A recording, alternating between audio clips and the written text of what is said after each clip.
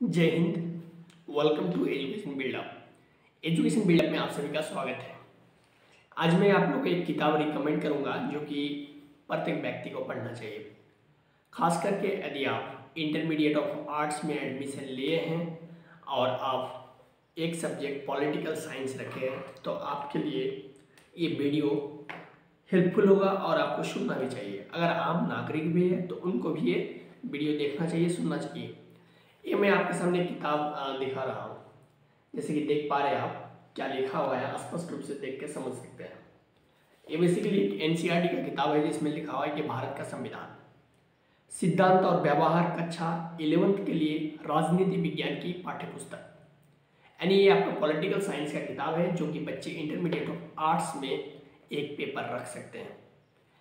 इसमें चाहे आप इंटरमीडिएट के विद्यार्थी हो या फिर कोई कॉम्पिटिटिव का प्रिपरेशन कर रहे हैं तो वैसे विद्यार्थियों को भी, कॉम्पिटिटिव के विद्यार्थियों को भी इस किताब के बारे में रिकमेंड किया जाता है बहुत सारे एजुकेटर्स के द्वारा, खास करके जो स्टेट पीसीएस का तैयारी करते हैं या फिर अगर कोई यूपीएससी का भी तैयारी करता है तो तैयारी शुरू करने से पहले कुछ फंडामेंटल चीज़ों को, बेसिक चीज़ों को, है ना, पढ़ने के लिए इनको रिकमेंड करता है इस किताब को, यानी आपका भारत का संविधान। इसमें बहुत एडवांस लेवल में नहीं है लेकिन आपको इनमें फंडामेंटल स्ट्रक्चर बहुत अच्छे तरीके से आपको समझ में आएगा। आसान शब्दों में संविधान के बारे में कुछ उनके आर्टिकल्स के बारे में दिया हुआ है जो कि आपको आसानी से समझ में आएगा। जब आप आगे पॉलिटी की किताब जब पढ़ेंगे एम लक्ष्मीकांत का, तो जब इस तरह की किताब आपको पढ़ के जाएंगे तो एम लक्ष्मीकांत आपको समझने में आसानी हो जाएगा। जैसे कि यहाँ पर हर किताब के जैसा, किताब की तरह इसमें भी रहता है, जैसे आपका भारत के संविधान के उद्देश्य क्या, हम भारत के लोग भारत को एक संपूर्ण प्रभुत्व संपन्न समाजवादी पंचनिरपेक्ष, इस प्रकार के चीज़ें यहाँ पर मेंशन रहता है।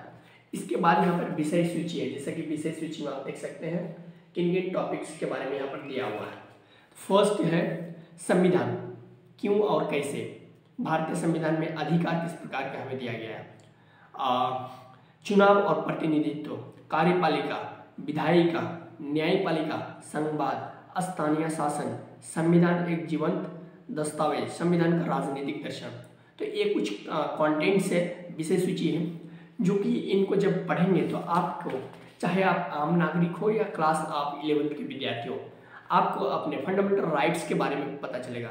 आपको संविधान में आखिर आपको किस प्रकार के अधिकार दिए गए हैं एक भारतीय नागरिक को संविधान के अकॉर्डिंग।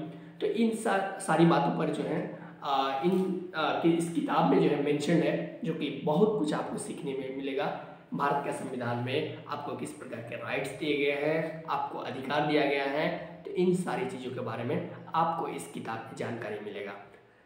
तो क्लास आप 11th में हो या नहीं हो उससे फर्क नहीं पड़ता है, मैं खुद इस किताब को पढ़ता हूँ, है ना। तो आप लोगों को भी एक भारतीय नागरिक होने के नाते आपको इस किताब को पढ़ना चाहिए। यदि आप संविधान के पूरे प्रति को पढ़ लेते हैं, सारे आर्टिकल्स को पढ़ते हैं तो और भी अच्छी बात है। लेकिन अगर आप चाह रहे हैं कि नहीं, थोड़ा सा उनमें टफ लैंग्वेज यूज किया रहता है, आपको बेसिक लेवल से मजबूत करना है, या आप कॉम्पिटिटिव की तैयारी शुरू करना चाहते हैं, आप पॉलिटी में अच्छा बेस्ड बनाना चाह रहे हैं, तो आप इस किताब को पढ़ सकते हैं। आपको खुद ब खुद समझ में आ जाएगा, जो कि ये एनसीईआरटी का किताब है और इनमें इनका खास मूल्य भी नहीं है। इनको जब आप खरीदने जाएंगे, एक्चुअली आपको मार्केट में मिल जाएगा, इसमें प्राइस मेंशन नहीं है क्योंकि मैं एक बच्चे से इस किताब को लिया हूँ। हाँ, इसमें प्राइस मेंशन नहीं है क्योंकि ये आपका सरकारी किताब है और इनको खरीद बिक्री करना वैध होता है, इसलिए मैंने एक बच्चे से लिया हूँ जो 11th में बच्चे पढ़ते हैं उनसे। तो आप इस किताब को रिकमेंड कर सकते हैं, इनके बारे में पढ़ सकते हैं। आपको बहुत कुछ इन पॉलिटी से संबंधित संविधान में दिए गए आपको राइट्स के बारे में आपको पता चलेगा। ठीक है, मिलेंगे फिर नेक्स्ट सेशन में। धन्यवाद।